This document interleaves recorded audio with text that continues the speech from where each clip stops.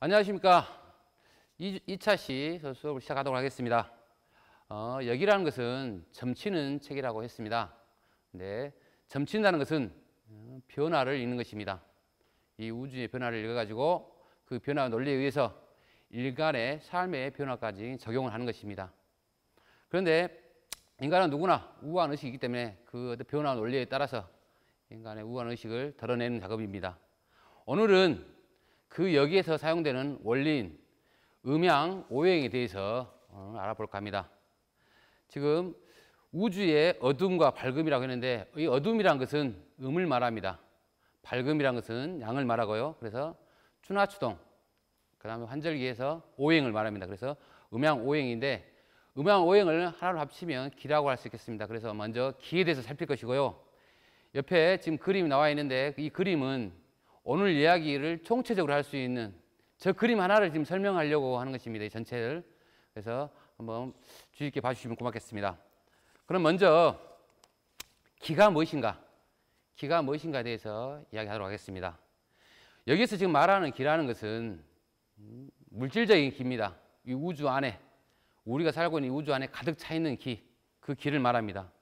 그렇다면 이 기는 어떻게 돌아가고 있을까?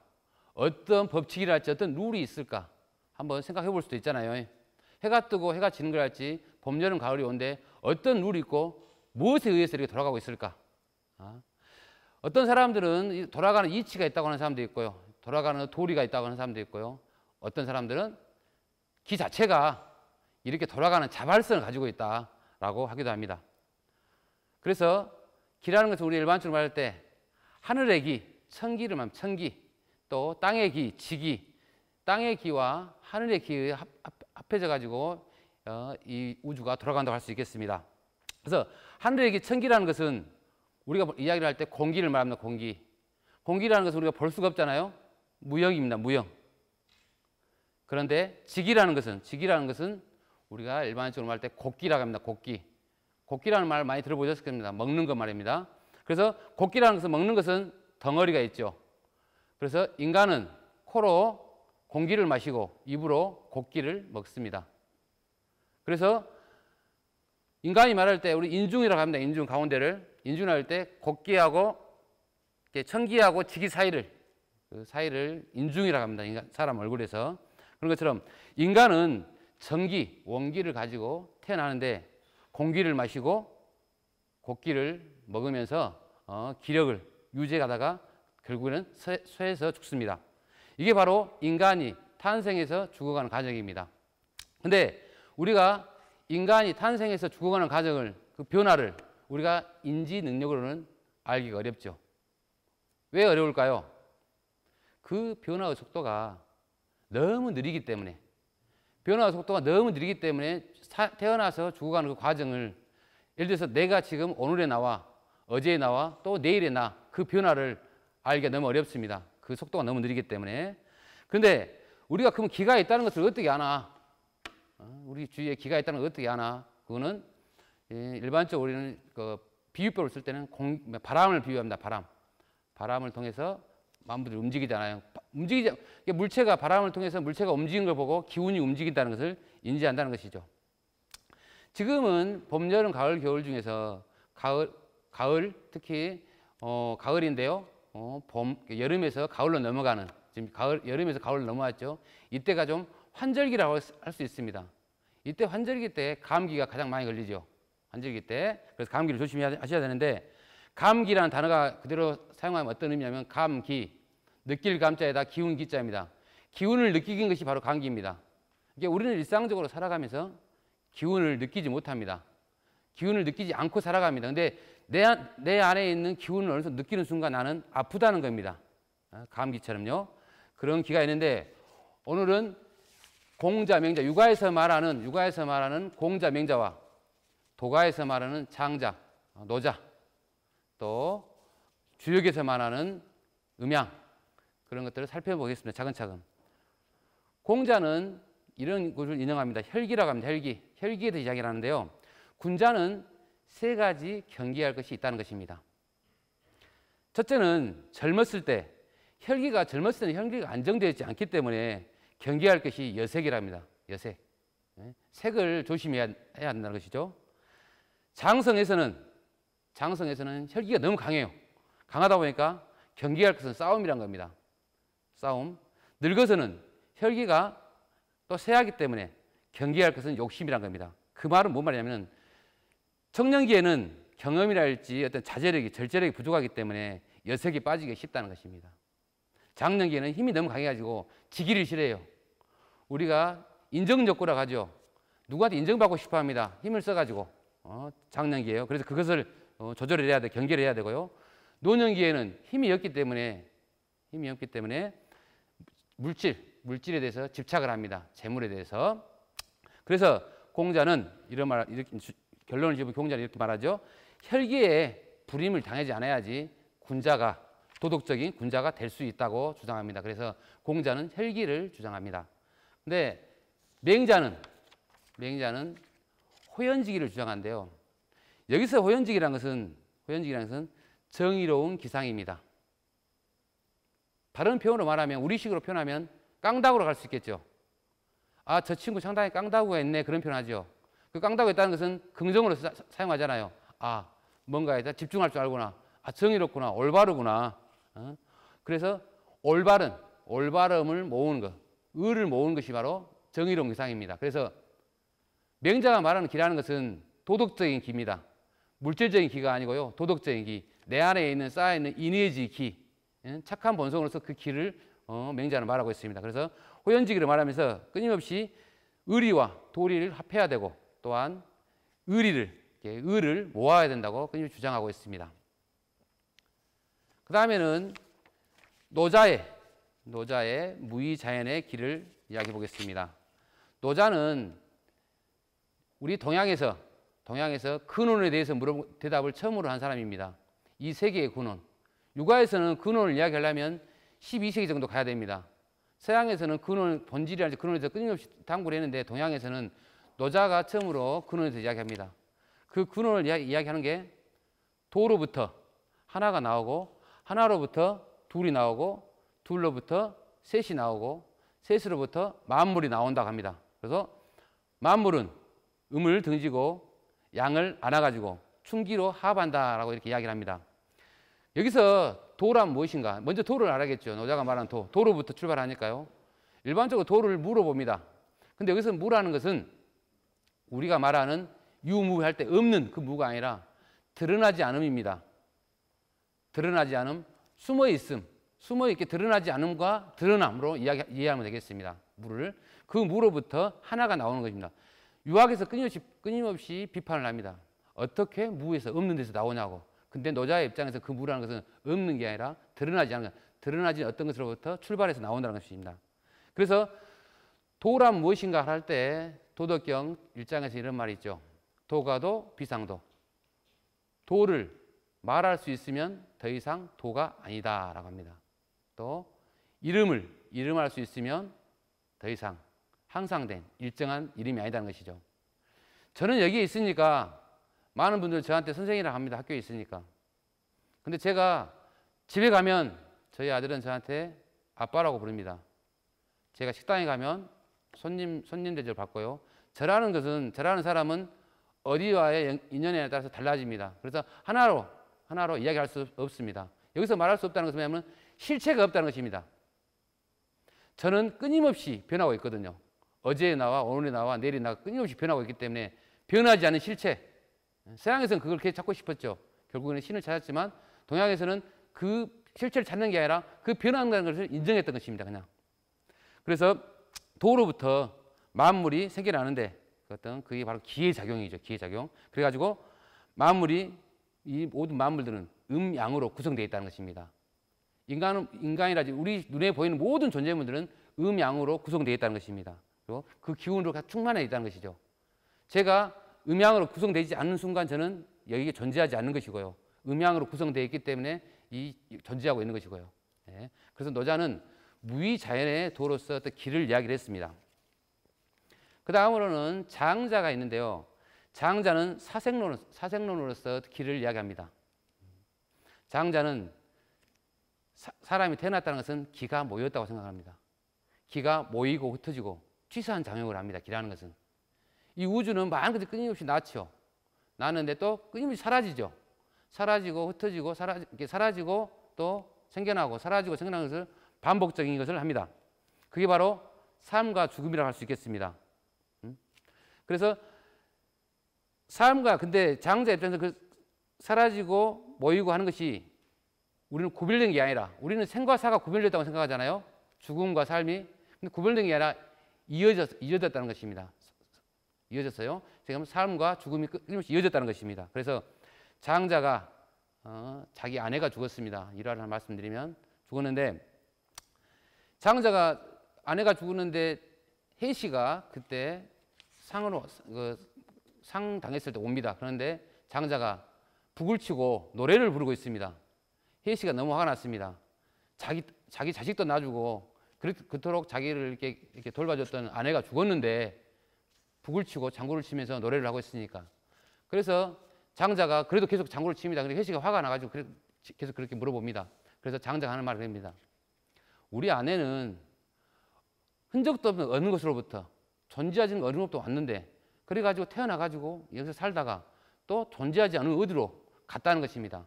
아마 우리 아내는 아주 왔던 곳으로 되돌아간다는 것이죠. 왔던 곳으로 되돌아가지고 아주 편안하게 잘 있지 않을까 하면서 그런 깨달음을 가졌다고 하니까 이제 혜시가 좀 인정을 했죠. 그래서 기후운동은 우주의 모든 만물들이 생겨나고 또 소멸하고 생선과 소멸의 어떤 작용이라고 할 수 있겠습니다. 그렇다면 성리학적 입장에서 자, 지금까지는 제가 말씀드린 것은 유가의 대표주자 공자와 맹자 그리고 도가의 대표주자 노자와 장자에 대해 이야기했는데 성리학자들은 그러면 어떻게 길을 봤을까요? 주자는 귀신이라는 것을 어떤 기로 봅니다. 우리는 귀신 하면 무서운 존재로 이야기하는데 주자 입장에서는 귀신이라는 것은 기의 작용입니다. 기의 작용. 그래서 신이라는 것은 펼치는 것이고 펼쳐져 나가는 것이고 귀라는 것은 움츠린다는 것입니다. 그래서 바람이 불고 비가 내리고 천둥이 치고 번개가 치고 시작하는 것은 다 신이라는 것, 신의 작용이라고 합니다. 그리고 바람이 멈추고 비가 그치고 천둥이 멈추는 것, 그것들은 귀의 작용으로 봅니다. 그래서 귀신이라는 것은 기의 작용일 뿐이라고 봅니다. 그래서 기는 끊임없이 움츠리고 펴고 오고 가고 하는 그 작용을 합니다. 그래서 귀라는 것은 음을 어떤 상징하는 것이고요. 신이라는 것은 양을 상징하고 퍼지는 것입니다. 그래서 주자가 입장에서 기라는 것은 귀신의 작용으로 이해하고 있습니다. 예기에 이런 그 표현이 있습니다. 혼이라는 것은 하늘로 날아가고 백이라는 것은 땅으로 들어간다. 혼백이 나눠진다는 것입니다. 그게 바로 사람이 죽는 것입니다. 혼은 하늘로 날아가고 백은 땅으로 들어가고요. 그게 바로 우리 제사를 지낼 때, 그래서 제사를 지낼 때 가장 먼저 하는 게 향을 피우죠. 향을 피워가지고 혼을 불러오는 작업을 합니다. 다시 또 울창주를 땅에 부어가지고 백을 불러옵니다. 그래가지고 제사를 모시죠. 그런 작업을 하는데 만약 제사가 끝났을 때는 어떻게 하냐? 제사 끝났을 때는 다시 3번 첨작했던 술잔에 지방을 갖다 태워가지고 불 끼우는 하늘로 올라가고 다시 쟤는 그 술잔에 떨어져가지고 땅에다 붓습니다. 그래서 혼백을 나눠주는 작업입니다. 그래서 다시 앞에 부분하고 공통점은 뭐냐면은 혼과 백, 음양이 쪼개졌다는 것은 죽었다는 것이고 음양이 모였다는 것은 살아있다는 것입니다. 그렇다면 주역에서는 기를 어떻게 말하고 있을까? 중요한 건 우리 기하고 음양 이야기를 많이 하고 있는데 재밌는 것은 주역에는 그런 용어가 하나도 없습니다. 주역이라면 여기서 주역이라는 것은 역경인데요. 역경에는 음양이라는 말도 없고 기라는 말도 없고요. 전에 말했던 역이라는 말도 없고요. 주역 안에는 기호와 글만 있습니다. 기호와 글만. 그래서 어떤 게 있냐? 음하고 양의 기호가 있습니다. 지금 보시면 여기에서는 기의 어떤 작용이 있는데 기가 있는데 여기서는 기라는 개념이 없고요. 예를 들면 여기서 보면은 막대기가 짧은 거 2개 있잖아요. 그게 음의 기호. 또 긴 거는 양의 기호입니다. 그래서 음의 기호와 양의 기호만 있습니다. 그리고 효사에는 6하고 9라는 숫자가 들어있습니다. 여기 보면은 초6, 92, 63, 64, 95, 6상 상 6 써졌는데요.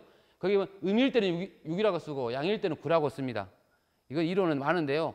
그래서 주역 안에서는 양의 기호하고 숫자 6하고 9라는 것으로 해서 음양의 기라는 것을 표현하고 있습니다. 그 외에는 그 음양이랄지 기라는 말이 안 나옵니다. 그러면 우리가 음양이라는 말을 그래도 어디서 썼을 거 아닙니까? 주역에서도 어떻게 썼냐면은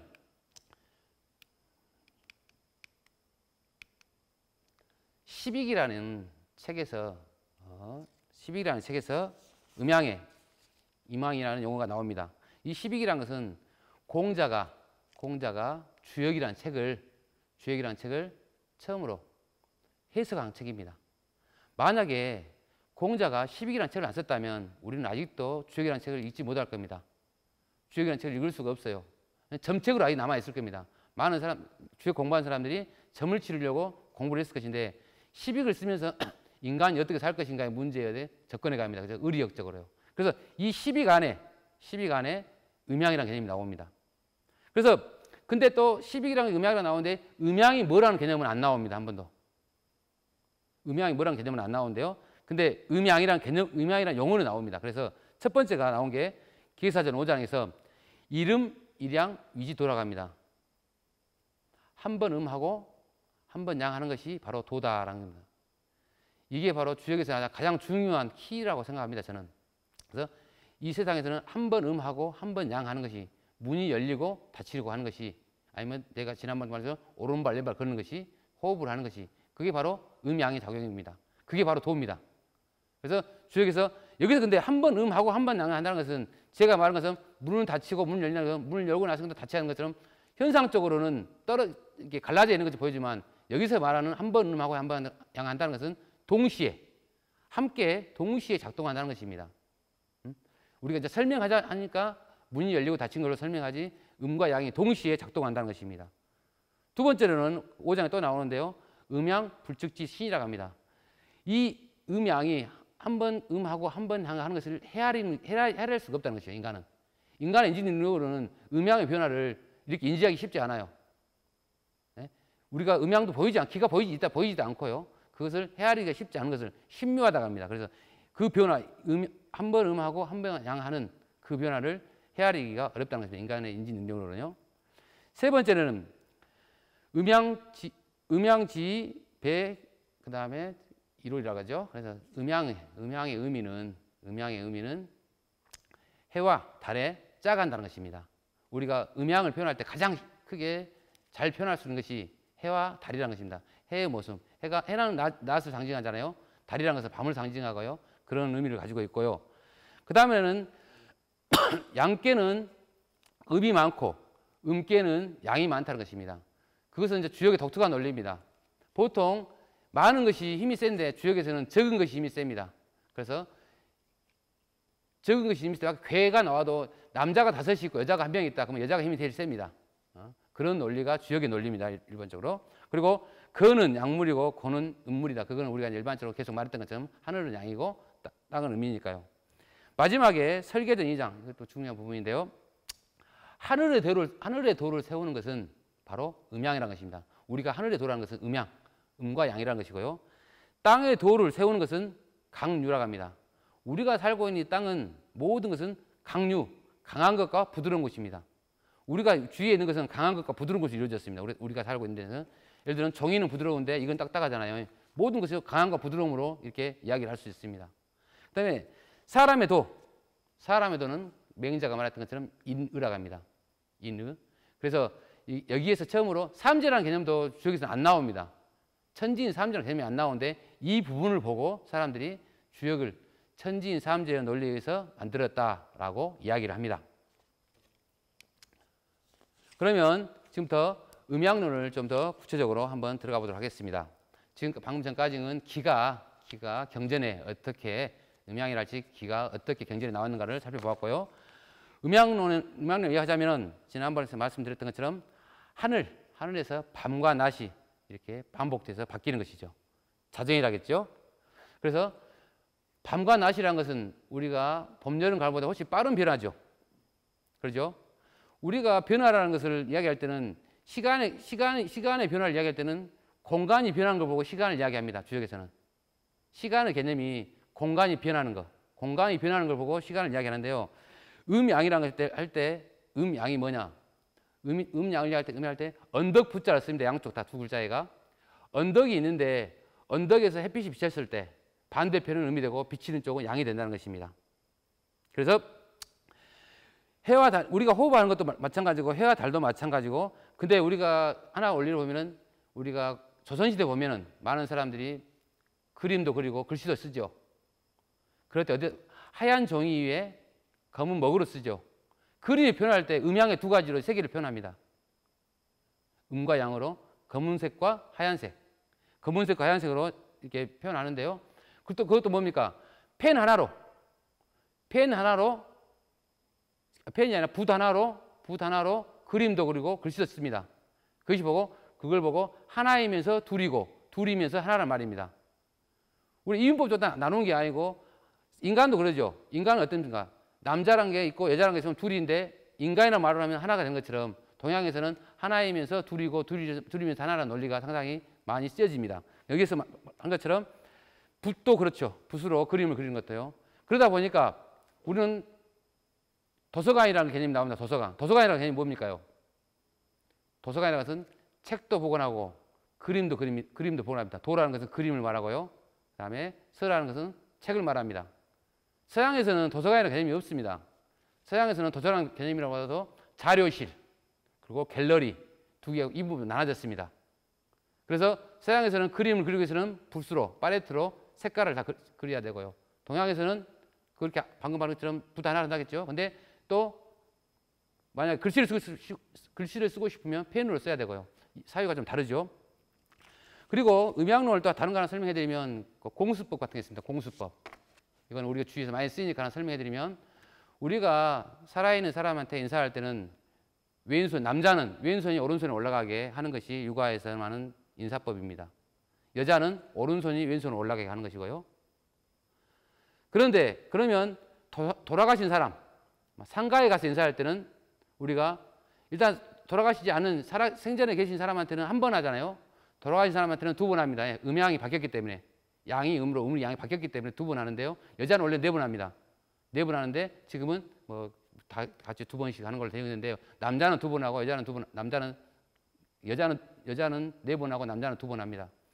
그래서 공수법 할 때 오른손이 올라가는지 왼손이 올라가는지 알려면 지금 여러분들이 입고 있는 옷을 보면 압니다. 남자는 왼쪽에서 오른쪽 다 예매졌습니다. 왼손이 오른쪽으로.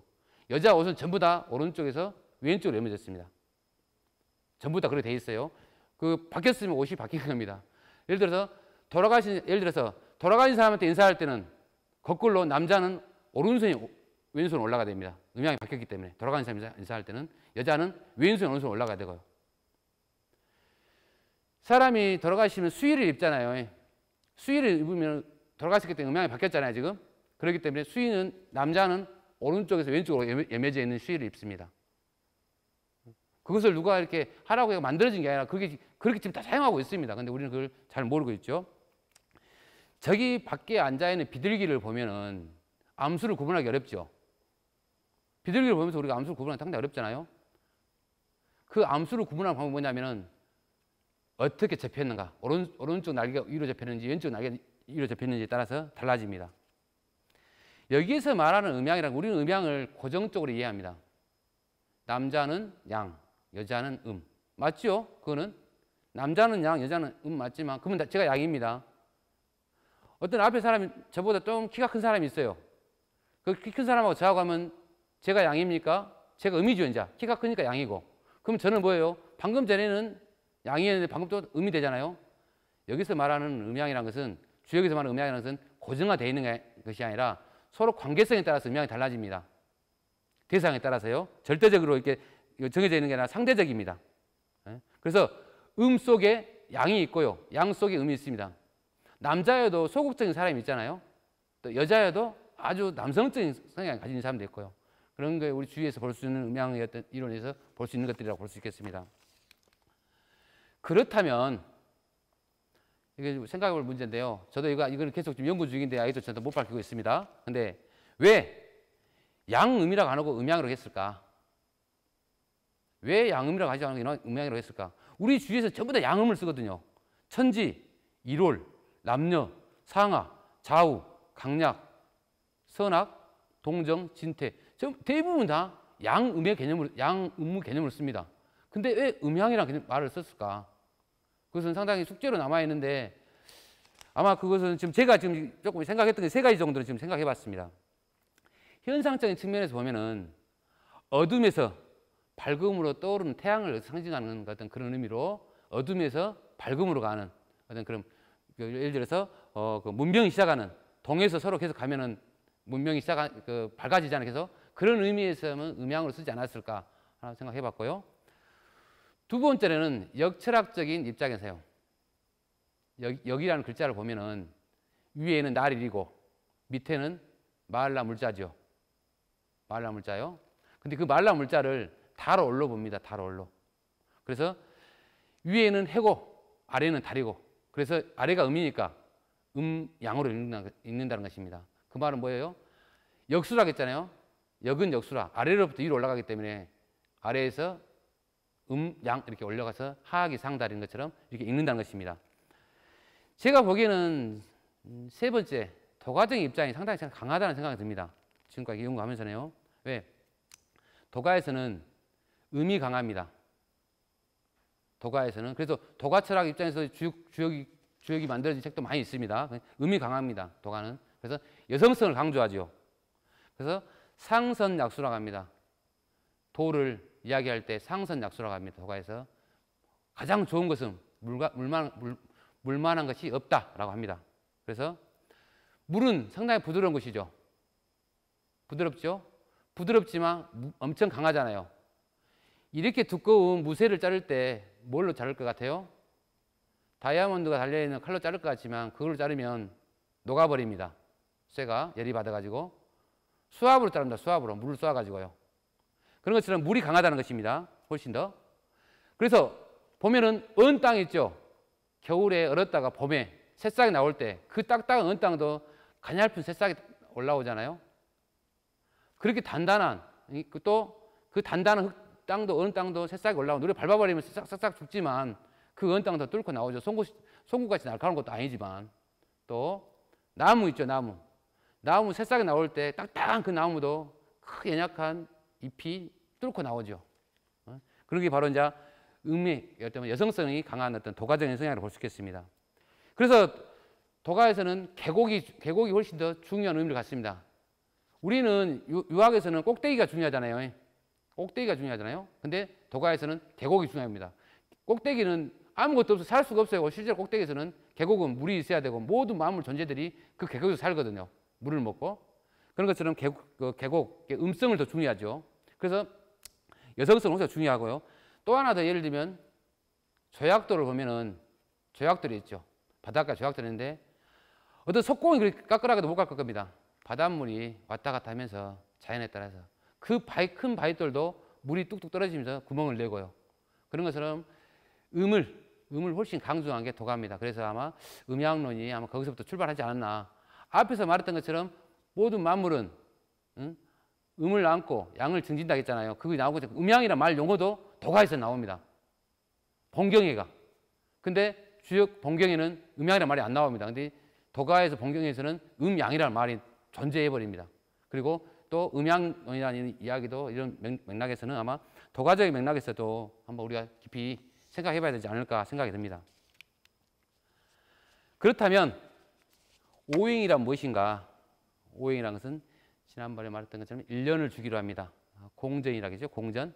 추나추동, 환절기. 이게 바로 오행인데요. 다섯 오자를 보면은 우리가 삼천양지설에 의해서 다섯 오자를 보면은 5라는 숫자를 나눌 때 3하고 2를 나눌 수 있죠. 1하고 4로 나눌 수 있지만 3하고 2로 나누는데 그래서 삼천양지라고 합니다. 삼천양지라는 건 무슨 말이냐면 원이 있습니다. 원. 1cm 반지름이 지름이 1cm인 원주율은 3.14잖아요. 그래서 1이라는 것이 3을 상징합니다. 그리고 네모난 것은 1cm가 1cm가 네모나게 4개죠. 4를 상징하고 2를 상징하면 돼서 삼천양지설을 사용하는데요. 그래서 5라는 개념이 3하고 2를 더해서 삼천양지설에 의해서 그런 개념을 만들어낼 수도 있고요. 그 다음에 그 5하고 그 5 글자를 좀 쪼개면은 위는 하늘이 되고 아래는 땅이 되고요. 가운데 십자가로 되어 있는 것은 음과 양이 하나 긴 짝대기와 짧은 짝대기가 결합이 돼가지고 음과 양이 만들어진 그런 원리에서 오행 의미가 있다고 할 수 있겠습니다. 행자라는 것은 오른발 척자하고 왼발 척자와 오른발 촉자로 이루어졌습니다. 그래서 이것도 음양으로 이루어졌죠, 글자가. 그래서 여기서 말하는 오행이라는 것은 5가지 기운들이 계속 끊임없이 움직인다는 것입니다. 그래서 이 5가지 상징 체계로 변화의 원리를 설명합니다. 그런데 중요한 것은 주역 안에서 본경뿐만 아니라 공자도 오행을 한 번도 이야기하지 않는다는 것입니다. 그러면 오행 사상이 언제 나왔나? 한대 때 주로 오행 사상이 유행합니다. 한대 때. 그러면서 상수역이 발전하게 되고요. 그래서 음양 오행하고 십간 십이지 그 이론을 합쳐가지고 여러 가지 전법도 나옵니다. 그래서 오행이라는 게 한대 때 나왔다고 유행했다고 볼 수 있고요. 오행론이. 그렇다면 오행의 개념이 경전에서 어디에서 등장해요? 주역에서 등장 안 했으니까요. 어디서 등장하냐면 서경이라는 책에서 2번 등장합니다. 첫 번째는 서경 홍범에서 등장하는데요. 거기서 서경 홍범에서 등장하는데 홍범구주라는 게 있습니다. 홍범구주. 그 당시에 나라를 다스릴 때 9개 주로 나눠가지고 나라를 다스렸습니다. 근데 거기서 첫 번째 나온 게 오행, 오사, 팔정, 오기, 황극 이렇게 쭉 나가는데요. 오행이라는 개념이 그때 처음 나옵니다. 그리고 오행에 대해서 설명을 하고요. 오행이 어떤 의미라고 이제 서경에서 설명합니다. 두 번째로 나오는 것은 서경 대우문에 나오는데요. 육부오사라는 데서 나옵니다. 그래서 육부라는 건데 육부오사는 이 육부오사를 딱 대야지만이 백성을 잘 다스릴 수 있다는 것입니다. 그러면서 육부라는 것은 수, 화, 금, 목, 토, 그 다음에 곡이라는 걸 하나 넣습니다. 오행에다가 곡을 하나 포함합니다. 그래서 육부라고 합니다. 그리고 이 육부라는 것은 재화, 이 모든 만물이 만들어지는 어떤 조건이라는 조건, 요소라는 것이죠. 그럼 여기서 곡이라는 게 중요합니다. 곡. 왜 곡을 넣었을까? 오행이 있는데 오행에다 곡을 넣었을까? 곡이라고 하면 우리가 밥을 영상할 수 있다. 밥은 어떻게 된가요? 밥이라는 것은 완제품입니다. 완제품. 밥이 만들어지기 위해서는 땅에서 나오죠. 쌀이. 그러죠. 이렇게 토가 들어가죠. 또 무슨 쌀을 어떻게 해요? 씻어가지고 물에다 씻죠. 물에다 씻어가지고 물을 넣어가지고 어디다 넣어요? 솥에다 넣죠. 쇠에다 넣고요. 또 그 다음에 뭐요? 나무가 필요하잖아요. 떼야 되니까. 또 나무를 떼면 불이 있어야 되잖아요. 그래서 오행이 다 포함돼서 만들어진 것이 밥입니다. 그래서 옛날 어른들이 곡기가 그렇게 중요하다고. 그래서 곡기가 끊기면 죽는다고 막 옛날 어르신들이 막 그랬죠. 그만큼 그래서 여기 곡이 중요합니다. 그리고 정덕, 이용, 후생은 덕치를 위한 조건인데 바른 덕, 올바른 덕을 이렇게 해야 되고 또 이로운 것을 이렇게 이롭게 써야 되고 쓰는 걸 이롭게 해야 되고 또 삶을 윤택하게 해야 한다는 것이 이 9가지 육부 3사에 대해서 그 서경의 대우문에서 이야기를 합니다. 그러면서 오행이라는 개념이 나오게 되겠습니다. 그러면 오행이란 속성에서 알아보겠습니다. 오행 속성을 알아야지 이제 우리가 그 의미들을 원리들을 알 수 있습니다. 오행의 속성 중에는 첫 번째 목이 있는데 나무 목은 어떤 성격을 가지고 있냐? 일단은 나무는 부드럽다는 것입니다. 부드럽다는 의미를 가질 때 나무입니다. 그리고 또 나무 목자를 보면 알겠지만 이렇게 나무는 올라가죠. 이렇게 해서 삐쪽에 올라가는 성향이 있습니다. 올라가는 성향이 있고 또 흔들리는 성향이 있고 나무는 계속 흔들리잖아요. 바람 불면 그런 성향이 있다는 게 목이라는 성향이 그런 게 있다는 걸 이해하시면 되겠습니다. 화라는 것은 불이기 때문에 그러면 뜨겁겠죠. 뜨겁다는 속성을 가지고 있는 것이 맞고요. 근데 화는 더 뭐예요? 나무보다 더 많이 빨리 올라가죠. 우리가 인간이 보면은 화가 이렇게 나지요. 여러분을 보면은 야구할 때 보면은 빈볼을 던지게 되면은 그 타자가 어떤 행동을 하던가요? 달려가면서 모자를 벗죠. 모자를 벗어 던지면서 달려가죠. 그거는 모자를 벗지 않으면 그 화 때문에 잘못하면 죽습니다. 화가 치밀어 올랐기 때문에 급하게 순간 올라갔기 때문에. 근데 그 말은 무슨 말이냐면 여러분들이 지금 혹시 모자를 지금 주위에 모자가 있으면 봐보십시오. 모든 모자에는 구멍이 뚫려 있습니다. 모든 모자에는. 그것은 화 기운이 나가야 되기 때문에. 근데 일반 사람들께로 모자를 잘 쓰는 건 좋은 건 아닙니다. 모자를 잘 쓰는 것은 좋은 건 아니고요. 왜냐하면 화기운이 나가야 되기 때문에. 그런 화입니다. 그래서 이 화라는 것은 갑자기 치솟는 것입니다. 이렇게. 혀끝을 화라고 합니다. 혀끝을 잘 놀리라고 하잖아요. 화기운이 나올 때 이 혀에서 나옵니다. 그러니까 우리가 살아가면서 어떤 많은 일들을 이 혀끝에서 시작한다고 하잖아요. 그런 것처럼 그 화가 연상하는 것도 혀끝이라고 할 수 있겠습니다. 토라는 것은 우리가 오행 중에서 가장 좋은 중요한 것입니다. 그래서 생명체를 길러내고, 땅이 그러잖아요. 땅이라는 것은 모든 생명체를 길러내잖아요. 지금 모든 존재가 죽으면 어디로 갑니까? 땅속으로 들어가잖아요. 그리고 또 모든 것이 땅으로부터 나오잖아요. 지금 우리가 하늘로부터 나온다 막 이야기하지만 실제 우리 현상적으로 봤을 때는 땅으로 들어가서 땅에서 나옵니다. 지금 나무도 썩어서 땅으로 들어가서 또 그것이 또 다시 씨앗이 나요. 땅에서 나오고요. 그렇죠? 그런 것처럼 토라는 것은 어떤 생명체를 길러내면서 온화한 변화, 그런 의미를 가지고 있고요. 금이란 것은 금의 속성은 아름답잖아요. 좋잖아요. 아름다운 속성을 가지고 있고. 근데 여기서 금이라는 것은 뭔 속성을 가지고 있냐면 약간 차가운 속성을 가지고 있습니다. 차가운 속성을 가지고 있는데, 그래서 불에 녹지요. 금이라는 것은. 근데 차가운 속성을 가지고 있습니다. 네? 그리고 수라는 것은 촉촉함 성격이 있고요. 위에서 아래로 흐르는 그런 성질을 가지고 있습니다. 그래서 수라는 것 다른 표현하면은 금보다 더 차가운 게 수입니다. 이게 수를 말할 때 우리가 현상적인 물 그거 생각하면 안 됩니다. 수라는 개념은 겨울, 차갑다 하는 의미를 생각해야 되고요. 금이라는 것은 차가운데 수보다 덜 차갑습니다. 예? 여름에서 갑자기 녹으니까 춥다는 그런 의미고요. 근데 수는 한겨울입니다. 그래서 우리가 수를 이야기할 때, 주역에서 수를 말할 때는 첫 번째, 현상적으로 보이는 물을 말할 때도 수라고 이야기하고요. 또 하나는 얼음도 수지요. 딱딱한 고체. 이렇게 액체도 고체도, 또 구름도 수라고 합니다.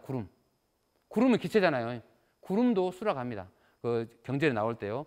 이런 것들이 5가지 속성이 있습니다. 이 5가지 속성을 우리가 한번 생각해보면 좋을 것 같습니다.